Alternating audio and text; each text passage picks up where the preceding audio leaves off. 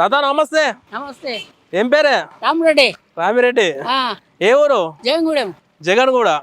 ఎన్నేళ్ళు అవుతుంది వ్యవసాయం చేయబట్టి? 50. 50 ఏళ్ళు. నేను 15 ఏళ్ళు ఉన్న నుంచి వ్యవసాయం చేస్తున్నా. ఇప్పుడు ఏ పాట ఉంటుంది వయసు? 82. 82 సంవత్సరాలు. ఏ పాట ఉంది భూమి? 4-5 ఎకరాలు.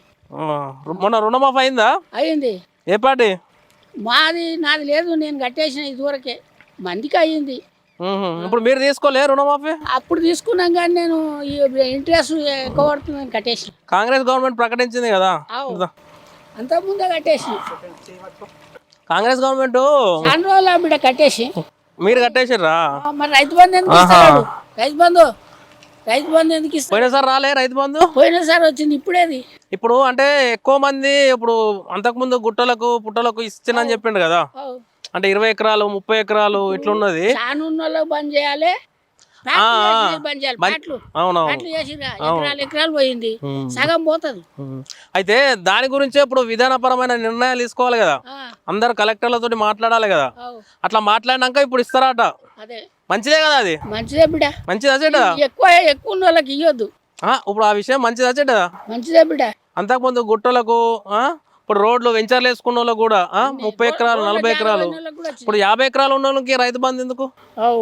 వాళ్ళకి పెట్టుబడి అవసరం లేదు కదా. అవసరం లేదు. ఇప్పుడు మన అంటే 4-5 ఎకరాలు 10 ఎకరాలు ఉన్న వాళ్ళకి అయితే కొంచెం పెట్టుబడి సాయం వస్తుంది. 10 ఎకరాలకి 5 ఎకరాల అదే చెప్తారు వాళ్ళు, 5-10 ఏ దానికి నిర్ణయం చేసిరని అడుగుతున్నారు. చేయలే చేస్తారు. ఇప్పుడు ఆ చేసిన వెంబడే పడతాయి అట అంటున్నారు వాళ్ళు. సో అది కూడా మళ్ళీ 7,500 ఇస్తారట ఒక్క పంటకు. అంటే సంవత్సరానికి 15,000 ఇస్తారట. అంటే ఇంకొక 5,000 పెంచి ఏం చేస్తారంటే ఇప్పుడు తక్కువ ఉన్న రైతులకు లబ్ధి కలగనికి, అంటే తక్కువ భూమి ఉన్న రైతులకి అట్లా. ఇప్పుడు ఈ రుణమాఫీ అయితే ముందు బిడ్డ ఆయనకి లక్షలు తీసుకున్నానికి అయింది.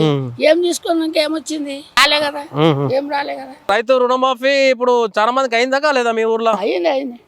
అయిందా? మంచిదే ఉందా? అప్పటికి ఇప్పటికి ఎట్లా ఉంది అంటే? అది ఇప్పుడు తెలియదు, కొనేళ్ళాక తెలుస్తుంది. సరే సబ్సిడీ విషయం ఎట్లుంది?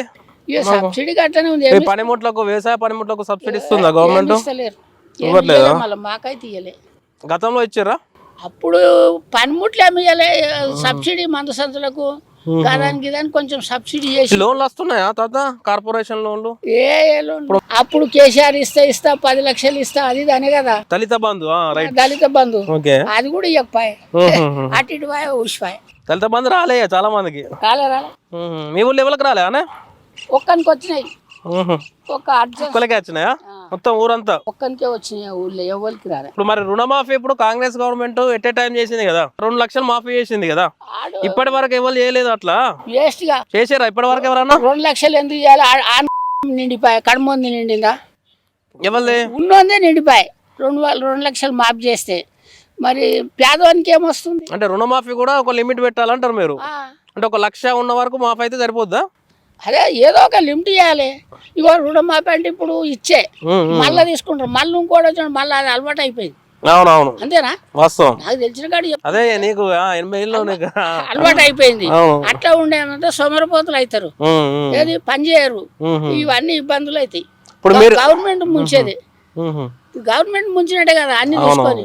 ఇవాళ అడ్డగోలుగా దీని కానీ దాని కానీ ఈ నూలాను ఇస్తున్నారు. ఎవరు కడతారు లాస్ట్? చెప్పు. ఎవరు కడతారు? మళ్ళీ ప్రజలే, మనమే రైతులు. లక్షల కోట్లు అప్పు చేస్తే ఎవరు కడతారు? చెప్పు నాకు. మనమే మన మీద పడుతుంది భారం అంతా. ఎందుకు చెప్పాలి, ఎందుకు ఇవ్వాలి? బస్సుల ఆడోళ్ళకు ఎందుకు అట్లా చేసి? ఈ ఉచితాలు వద్దంటావు, ఫ్రీ గసండి వద్దు. మరి ఏం కావాలి? గవర్నమెంట్ ఇప్పుడు పంటలు వ్యవసాయానికి సాయం చేయాలి. ఏ రకమైన సాయం చేయాలి తాత? ఇప్పుడు వాళ్ళు ఇచ్చిర్రు, ఇస్తే ఏమవుతుంది? ఆడోళ్ళకు ఇచ్చిర్రు, ఎంత నష్టం అవుతుంది, ఎంత లాస్ అవుతుంది. ఒట్టిగానే పోతురు, బస్సు ఏం పని లేకుండా. టికెట్ లేదా మరి? అది అన్ని పిచ్చి కథలు. కాకపోతే ఏంటిది? వెనకటి ఇచ్చిండా? ఇందిరాగాంధీ ఇచ్చిందా? ఇందిరాగాంధీని అప్పటి నుంచి నాకు తెలుసు, మరి ఇచ్చిందా? ఇట్లా ఒట్టి ఇచ్చిందా? నేను ఇది ఇస్తా అది ఇస్తా, ఇటు చెప్పి నేను అది ఇస్తా ఇటకెళ్ళి ఇవ్వాలి బిడ్డ. ఉచితాలు మొత్తానికి వద్దు అంటారు మీరు?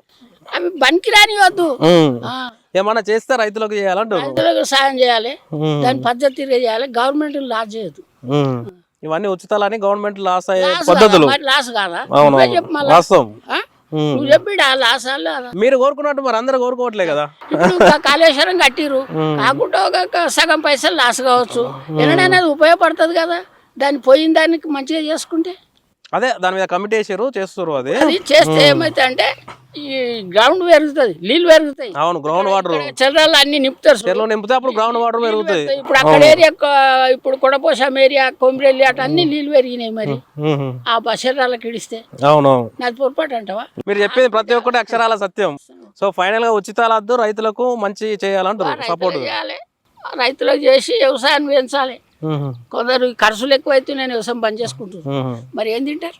అవును, ఒకటేసారి చాలా బంద్ చేసుకుంటే ఏం తింటారు? అన్ని విధాలు అయినా అదైతే కావాలిగా, తిండి లేదైతే నడవదు కదా. సో చూసారు కదండి, ఇక్కడ మన రైతు స్థానికంగా జగన్ కూడా రైతు పెద్ద ఏం చెప్తున్నారు.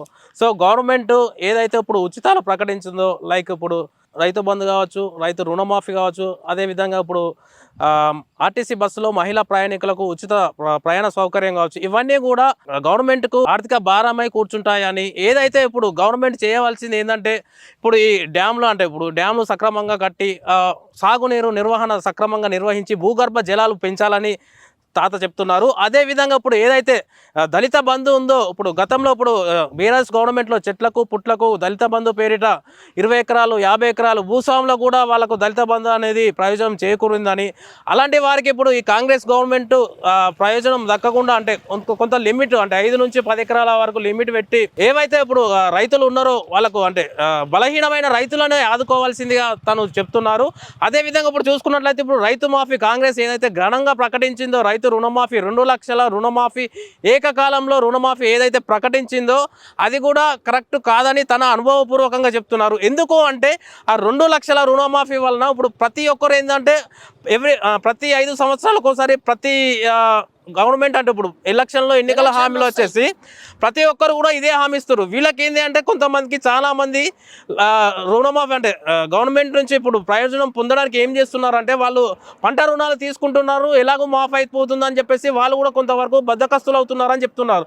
సో ఆ రుణమాఫీ విషయంలో కూడా గవర్నమెంట్ ఒకసారి పునరాలోచించాలని, అది కూడా దాన్ని కూడా ఇప్పుడు రైతు బంధుకు పెట్టిన విధంగానే ఇక్కడ రైతు రుణమాఫీ పంట రుణమాఫీలకు కూడా ఒక లిమిట్ పెట్టి అదేవిధంగా వీళ్ళకు ఉపయోగపడేలా రైతులకు ఉపయోగపడేలా వ్యవసాయ సబ్సిడీలు కానీ, వ్యవసాయ పనిముట్లు కానీ, సబ్సిడీ పైన రుణాలు కానీ, క్రాప్ లోన్స్ మీద పరిమితి కానీ ఇవన్నీ పెట్టి గవర్నమెంట్కు భారం తగ్గించుకొని ఈ ఉపాధి కల్పన దిశగా ఆలోచించాలి తప్ప ఇలా ఉచితాలు ఇవ్వకూడదని తన అనుభవపూర్వకంగా మనతో పొలిటికోస్తో పంచుకోవడం జరిగింది. సో చూస్తూనే ఉండండి, ఇలాంటి మరిన్ని క్షేత్రస్థాయి విషయాలు తెలుసుకోవాలంటే స్టే ట్యూన్ టు పొలిటికోస్. నేను మీ Srinivas, signing off. Please subscribe to the channel and download the Politicos app from the links in the description.